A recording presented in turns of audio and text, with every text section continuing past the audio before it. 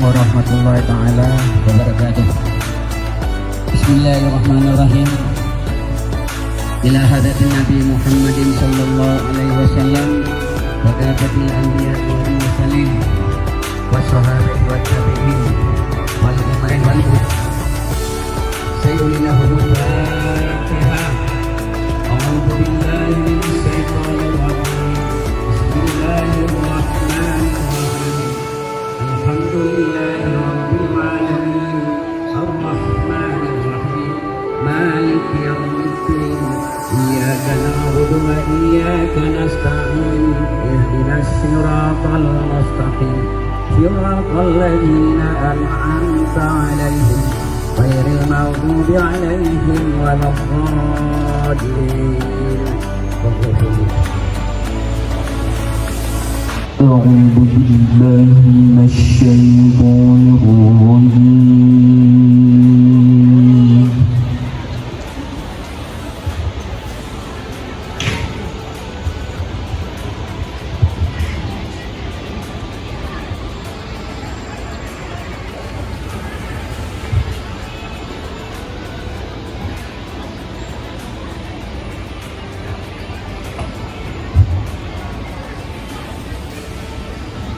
Bismillahirrahmanirrahim.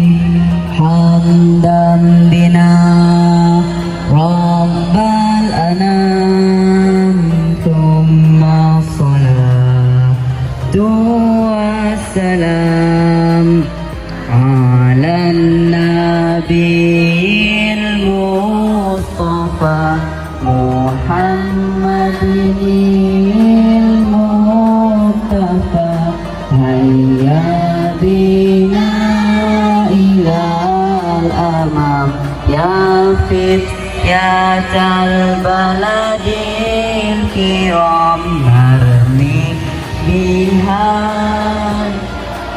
maram nas'ad biha darasalam. Ya Rabbana ya Bakiram ya Wahidah Qur'ani'am. Barik li madrasatina al-jawharin ma'adina. Yasir kulla umurina wasfis kulla a'malina. Nawwir kulla qulubina wasraf kulla sudurina.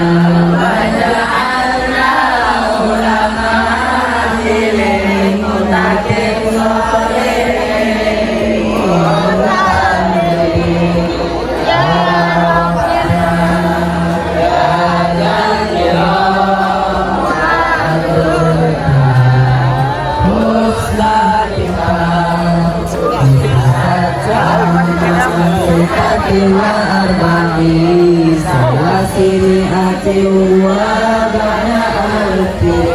Salli wa sallim ala nabiyina walhamdulillah karena doauna. Dengan harapan santri dan santriwati ketika sudah berada di luar pesantren diharapkan menyampaikan syiar Islam sesuai ajaran Ustadz dan Ustazah Pondok Pesantren Al-Jawharain.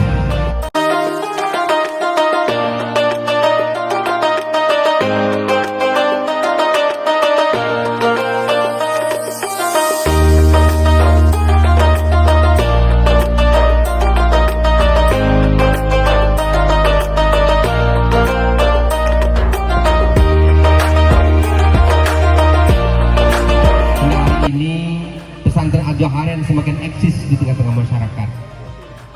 Semua alumnus pesantren Al-Joharain yang dulu yang diawali dengan berdirinya pesantren dan madrasah Al-Joharain ini, para alumnus kita sudah banyak berkecimpung di berbagai elemen masyarakat dan organisasi kehidupan. Terutama ada yang duduk di lembaga pemerintahan, ada juga sebagai pimpinan pesantren dan pimpinan perguruan tinggi Islam di berbagai wilayah di Provinsi Jambi dan di luar Provinsi Jambi.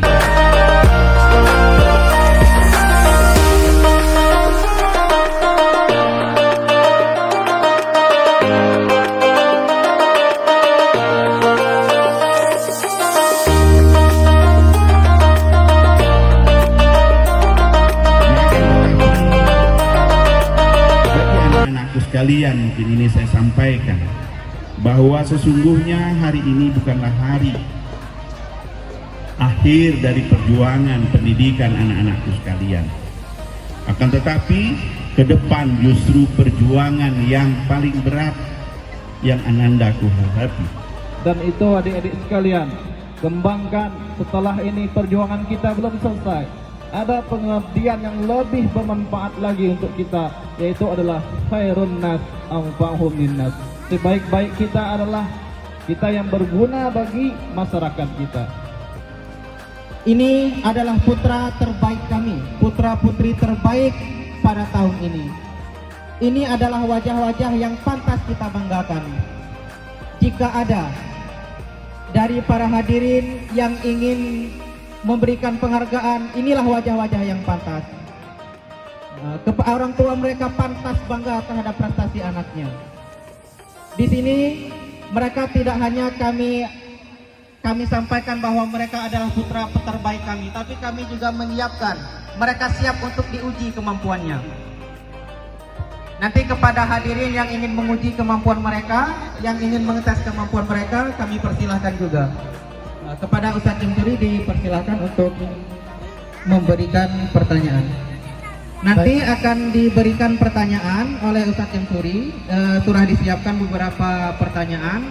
Para hadirin yang ingin menguji putra-putri terbaik kami dipersilahkan untuk memberikan pertanyaan. Dipersilahkan, Pak. Baiklah, di sini kami telah menyediakan beberapa pertanyaan, di mana setiap santri di depan memiliki satu pertanyaan.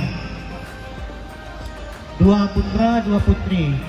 Jadi kami di sini mengambil dari wali santri putra yaitu 2 dan santri putri yaitu 2 juga. Jadi di dalam kotak ada sejenis amplop, di dalamnya ada soal yang nanti akan dibacakan oleh saya sendiri dan dijawab oleh teman-teman yang ada di depan, teman-teman yang ujian munakosahnya lebih dari teman-teman yang lainnya. Jadi untuk sekarang silakan yang habis ini silakan memilih amplop yang akan saya bawa.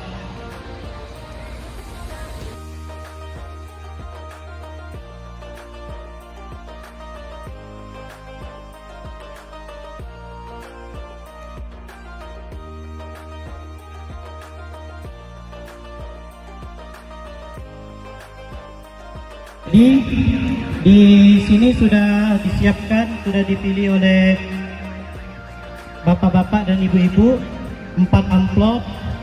Di setiap amplopnya, setiap satu amplop itu satu santri kami yang akan menjawab.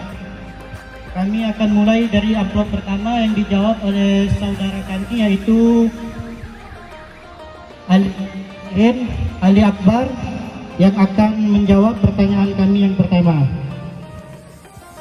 Kepada saudara Solihin untuk menjawab pertanyaan kami yang pertama.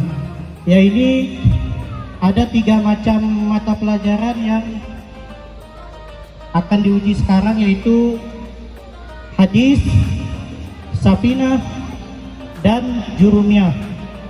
Untuk saudara Solihin, soal yang pertama yaitu tolong bacakan tentang keutamaan sifat malu. Kepada saudara Solihin kami persilakan untuk menjawabnya serta siapa periwayatnya. Bismillahirrahmanirrahim. An Abi Mas'ud Uqbah bin Amr al-Ansari al-Badri radhiyallahu anhu qala qala Rasulullah sallallahu alaihi wasallam inna mimma adraka an-nasu min kalam an-nubuwwati al-ula idza lam tastahi fasna' ma syi'ta rawahu Muslim. Benar Ustaz Jamsuri? Alhamdulillah. Alhamdulillah. Berikan tepuk tangannya yang meriah.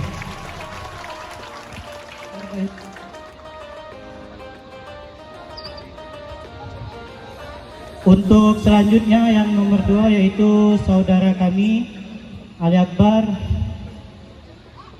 Pada amplop yang kedua masih pada hadis arba'in yang dipilih tadi. Hadis arba'in, tolong bacakan hadis tentang meninggalkan hal yang meragukan.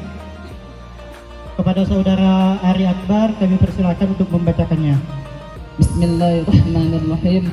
An-Nabi Muhammad Hasan bin Ali bin Abi Thalib sibati Rasulullah alaihi wasallam wa rihanatihi radhiyallahu anhuma qala hafistu min Rasulullah sallallahu alaihi wasallam da' ma yuribuka ila ma la yuribuka rawahu Tirmidzi wan Nasa'i wa qala Tirmidzi haditsun hasanun sahihun. Bagaimana Ustaz Jamsuri?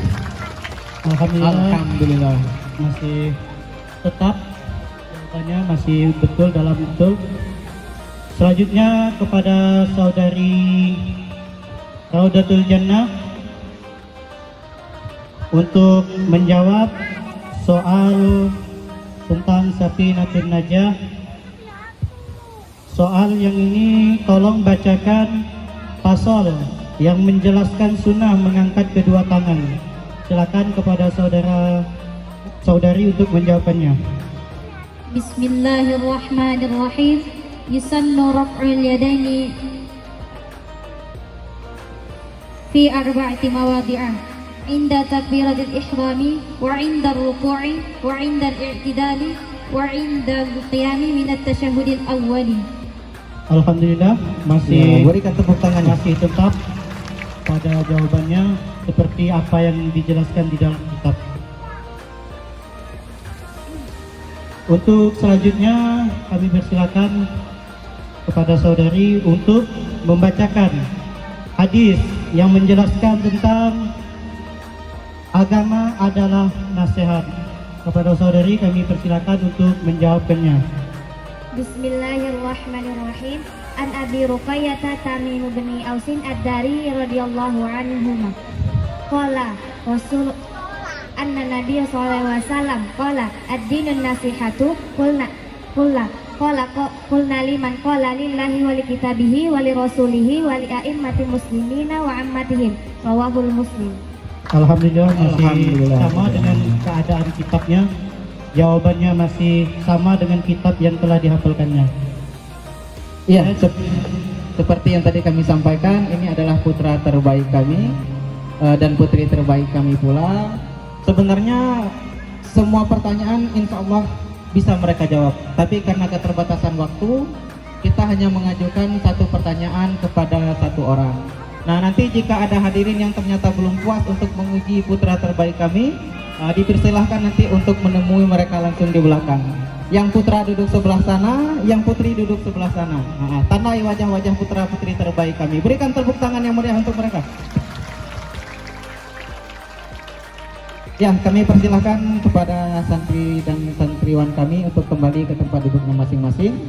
Ya, selanjutnya ada santri yang hafiz Al-Quran juga ada 3 orang dari putri. Nah, kami persilahkan kepada Ustadz Jamsuri. Baiklah, selanjutnya tidak cukup dalam masalah kitab. Di sini salah satu ekstrakurikuler santri yaitu hafal Al-Quran. Hafal Al-Quran salah satu ekstra santri di dalam, bukan hanya santri membaca Al-Qurannya saja, tetapi santri juga ada yang menghafalkannya. Di sini ada 3 santriwati yang menghafal Al-Quran. Nanti dipersilahkan kepada bapak-bapak, ibu-ibu dan ustadz ataupun ustazah yang ingin menanyakan, dan di sini ada soal sambung ayat yang teruntuk pada juz 30 dan juz 1. Jadi 2 juz 1 serta juz 30 kepada santri atas nama santri.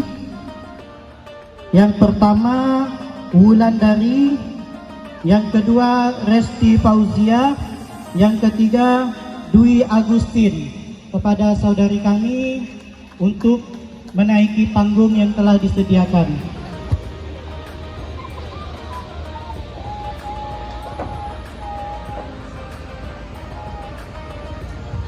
Ya.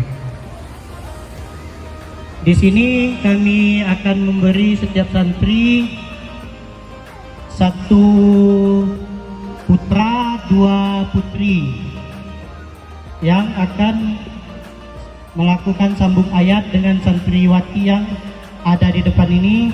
Nanti kami akan kami sediakan Al-Quran untuk membacakannya dan akan disambung oleh santriwati kami. Di sini juznya juz 30 dan juz 1.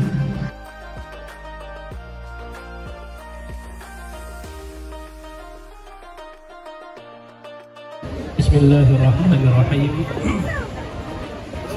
Wa aqimus salata wa atuz zakata warka'u ma'ar raki'in. Bismillahirrahmanirrahim. Wa aqimus salata wa atuz zakata warka'u ma'ar raki'in. Atamuruna الناس بالبر وتنسون أنفسكم وأنتم تتلون الكتاب أفلا تعقلون. بسم الله الرحمن الرحيم. ثم عفونا عنكم من بعد ذلك لعلكم تشكرون. أعوذ بالله من الشيطان الرجيم. بسم الله الرحمن الرحيم. ثم عفونا عنكم من بعد ذلك لعلكم تشكرون. وإذ آتينا موسى الكتاب والفرقان لعلكم تهتدون. أعوذ بالله من الشيطان الرجيم. بسم الله الرحمن الرحيم. وطور سينين وهذا البلد الأمين.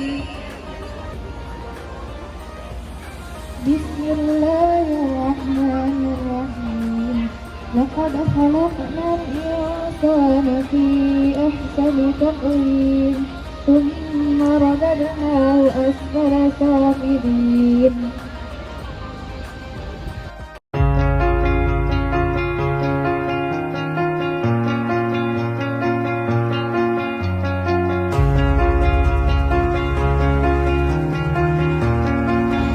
Bismillahirrahmanirrahim.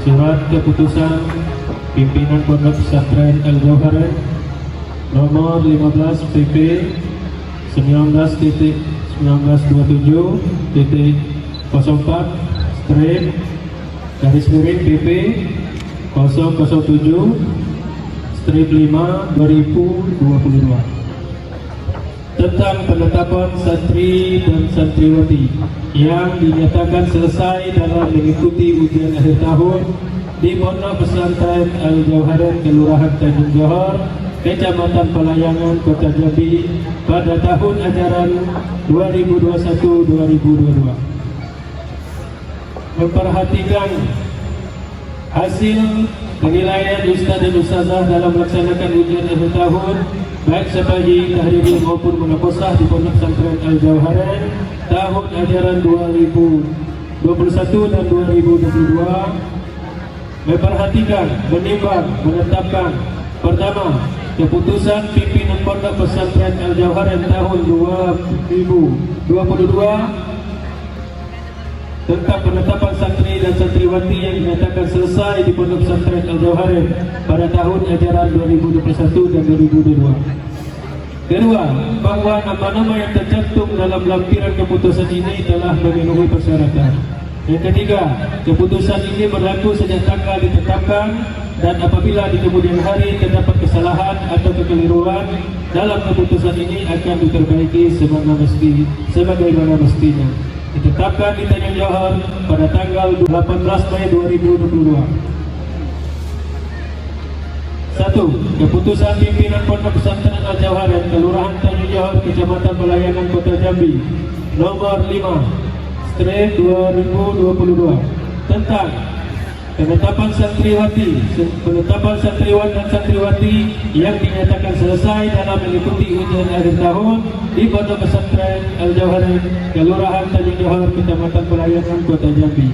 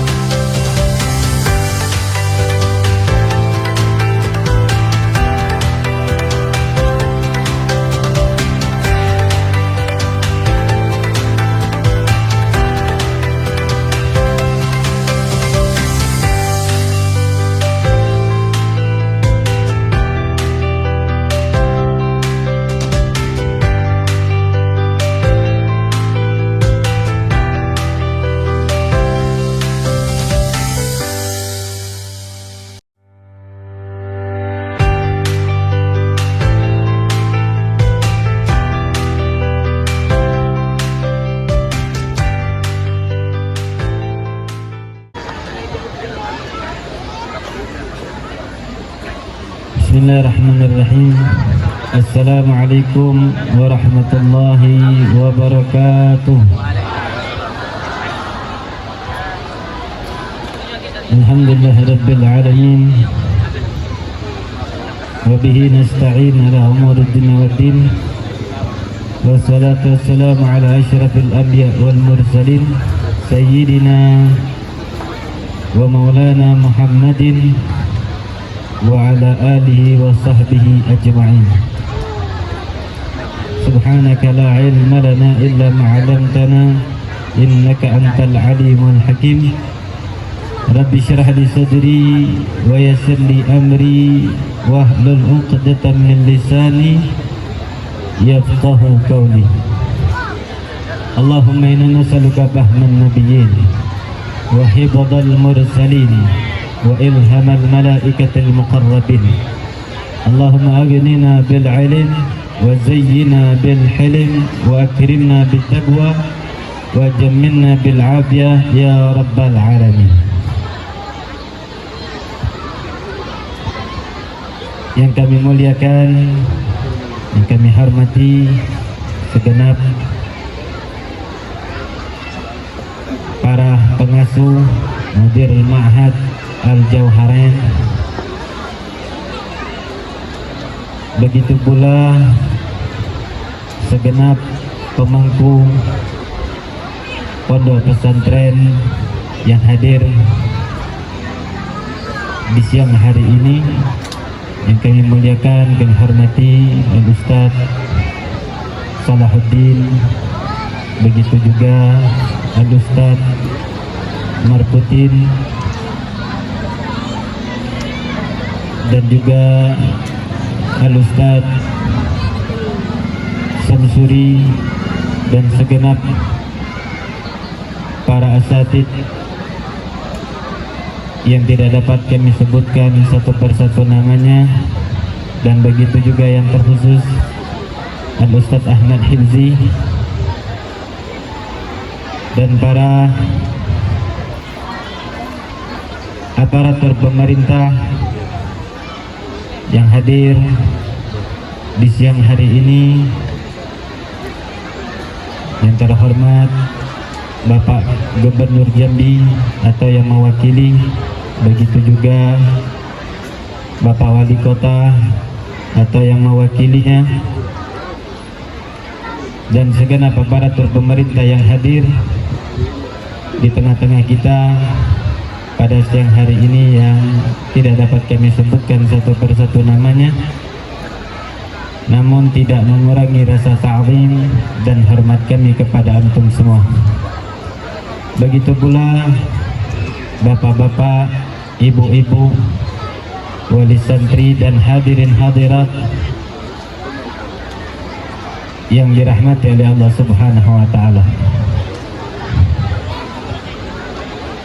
Syukur alhamdulillah, pada hari ini Allah Subhanahu wa taala telah memberikan kita taufik dan hidayah serta inayahnya untuk berada di dalam taman-taman surganya Allah Subhanahu wa taala. Karena Nabi Muhammad sallallahu alaihi wasallam pernah bersabda, "Idza marartum bi riyadil jannah farta'u." Qalu wa ma hiya riyadul jannah ya Rasulullah? Qala hilatul dzikir, atau kama qala Rasul sallallahu alaihi wasallam.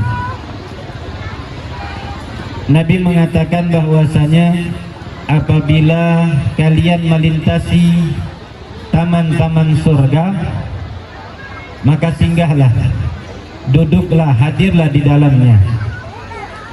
Maka para sahabat bertanya kepada Nabi, apa itu taman surga wahai Rasulullah?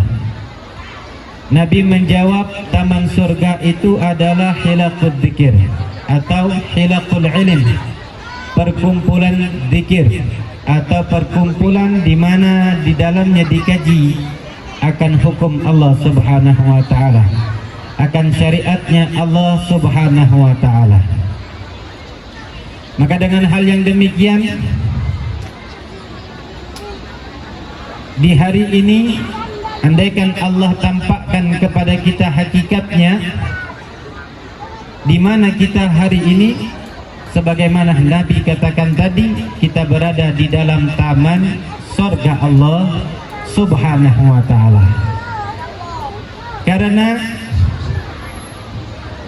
tidak akan bisa digapai surga Allah Subhanahu wa taala kecuali bagi orang-orang yang Allah hidupkan hatinya dengan ilmu Allah Subhanahu wa taala. Dan Nabi pun menyatakan bahwasanya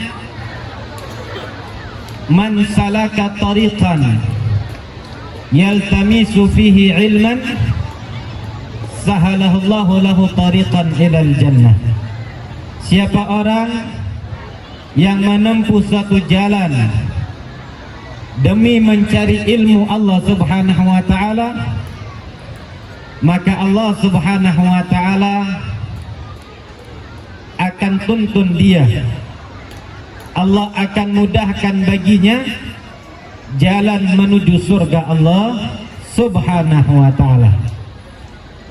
Maka hal demikian patutlah kita bersyukur kepada Allah Subhanahu wa taala, karena Allah Subhanahu wa taala menginginkan kebaikan kepada kita semua, menginginkan keselamatan kepada kita semua. Bagaimana cara Allah Subhanahu wa taala untuk menjadikan hamba tersebut selamat dunia, selamat pula nanti di akhirat? Lagi-lagi Nabi katakan, "May yuridillahu bihi khairan yufaqihu fid din." Siapa orang yang diinginkan oleh Allah Subhanahu wa taala suatu kebaikan, hidup di dunia, kebaikan pula nanti di akhirat, maka Allah yang akan ajarkan dia ilmu pengetahuan agama Allah Subhanahu wa taala. Untuk itu, masyarul hadirin wal hadirat yang dirahmati oleh Allah Subhanahu wa taala, tidak ada kesempurnaan suatu amaliyah ibadah yang kita kerjakan kepada Allah Subhanahu wa taala terkecuali sebelum kita mengerjakannya, sebelum kita mengamalkannya, wajib bagi kita semua untuk mengetahui ilmunya.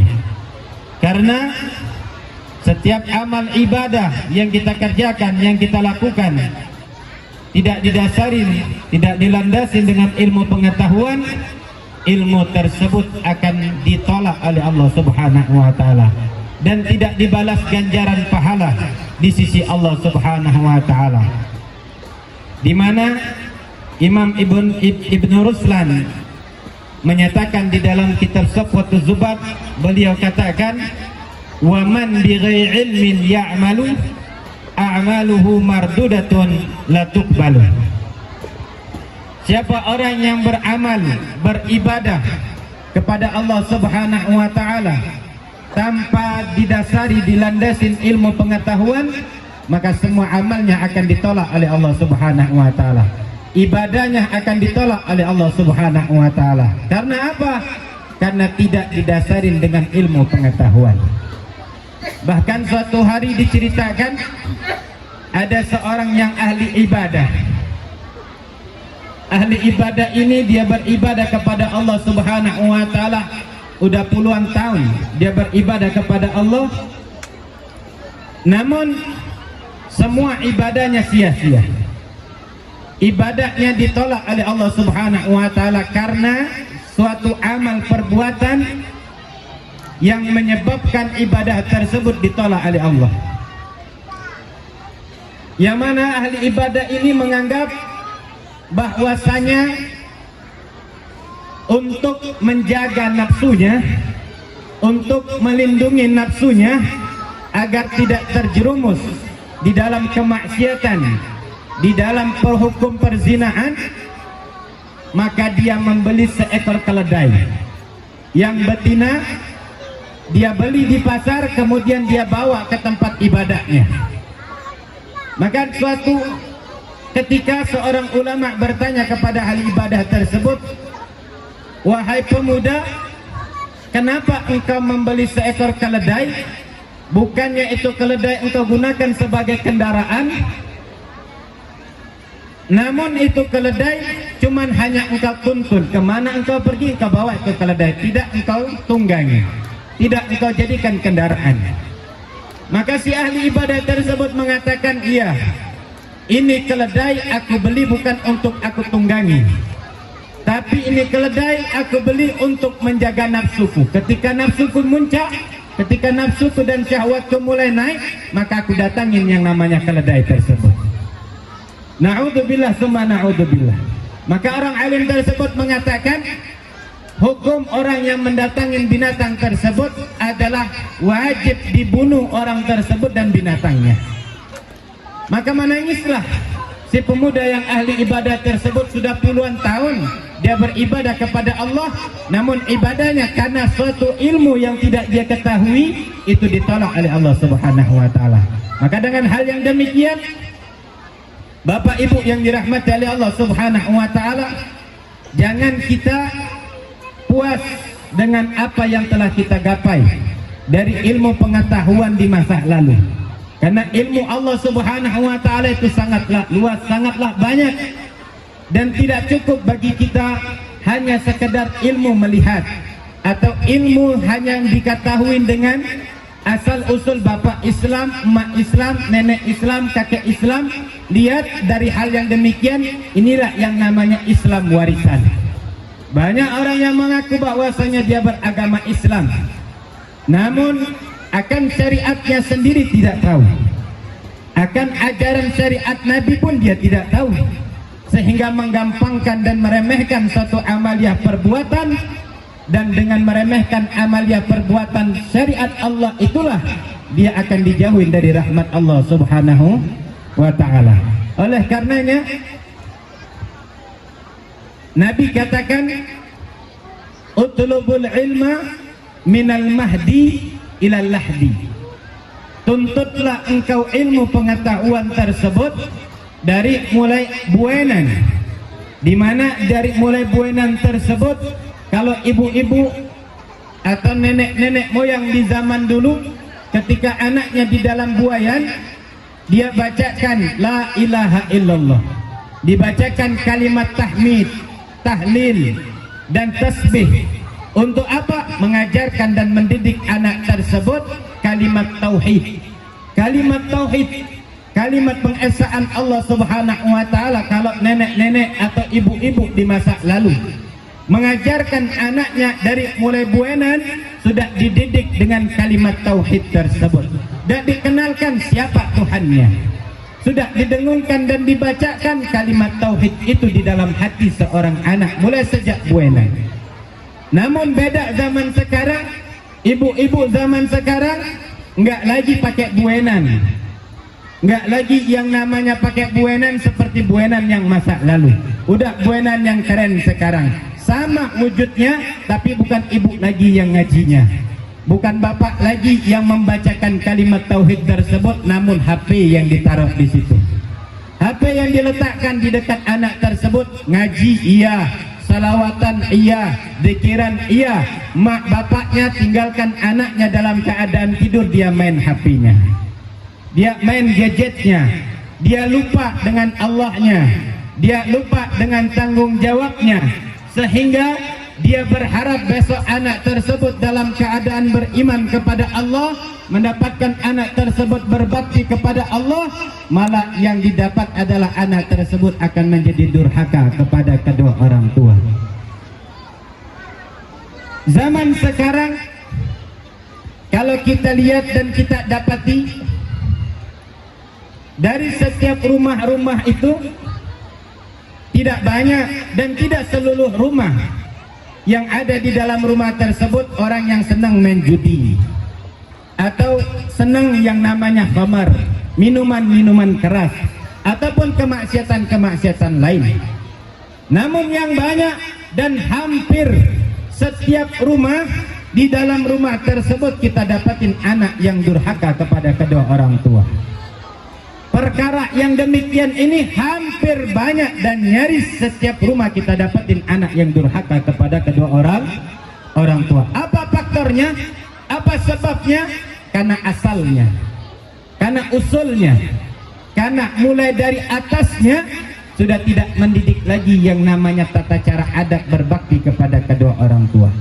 Tidak lagi mendidik dan membina anak tersebut untuk sama-sama beribadah kepada Allah Subhanahu wa taala. Tidak lagi mengajar akidah-akidah yang harus ditanamkan kepada anak tersebut dari sejak dini. Kenapa?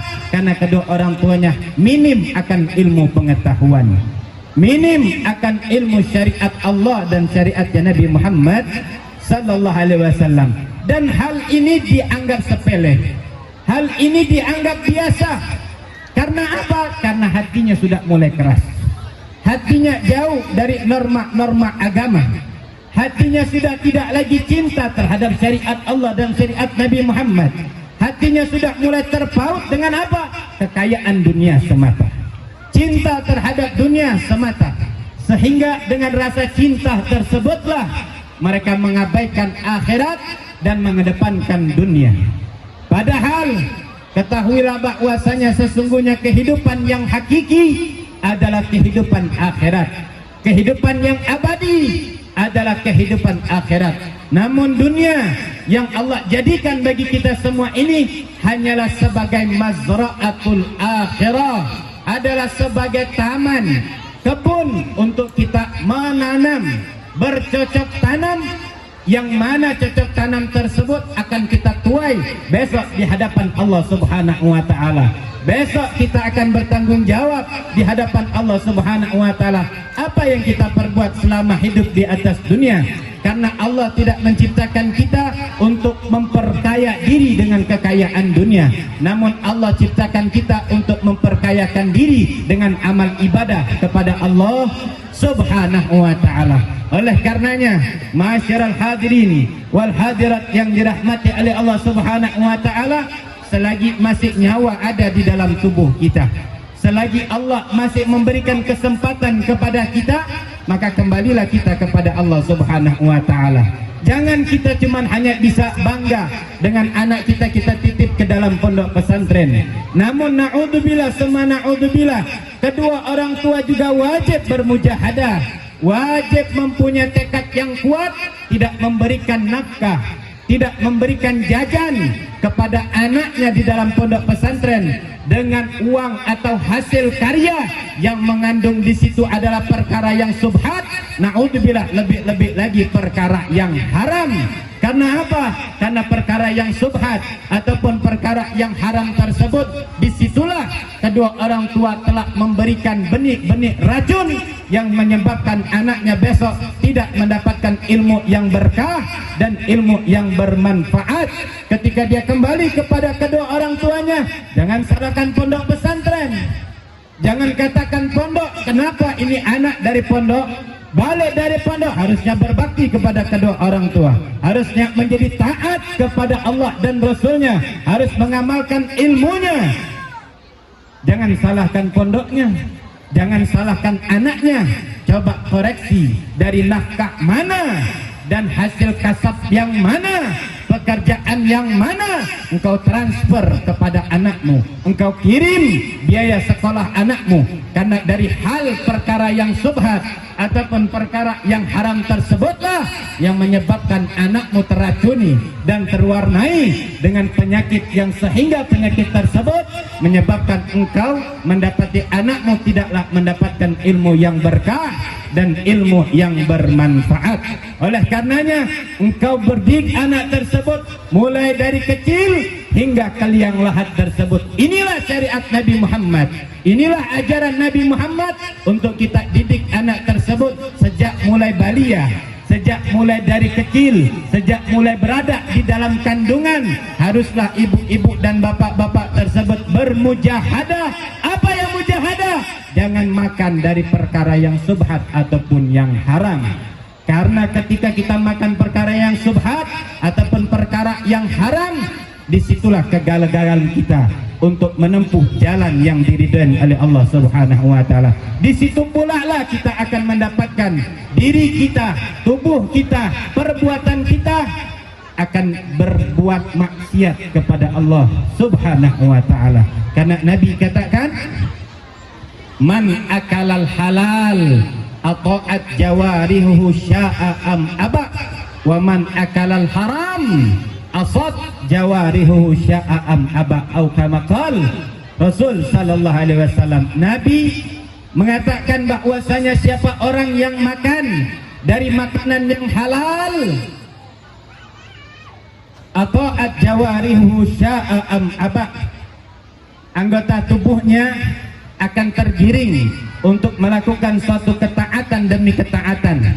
Mau tidak mau, dipaksa atau tidak dipaksa, karena sumber asupan makanan tersebutlah yang bersumber dari perkara yang halal akan mendorong tubuhnya, akan mendorong dirinya untuk senantiasa bertakwa dan beriman kepada Allah dan beramal saleh tunduk serta patuh atas ajaran Nabi kita Muhammad sallallahu alaihi wasallam. Namun sebaliknya, jikalau makanan tersebut, asupan tersebut yang kita masukkan ke dalam tubuh dibesarkan, ditubuhkan badan tersebut, jasad tersebut dengan perkara yang haram,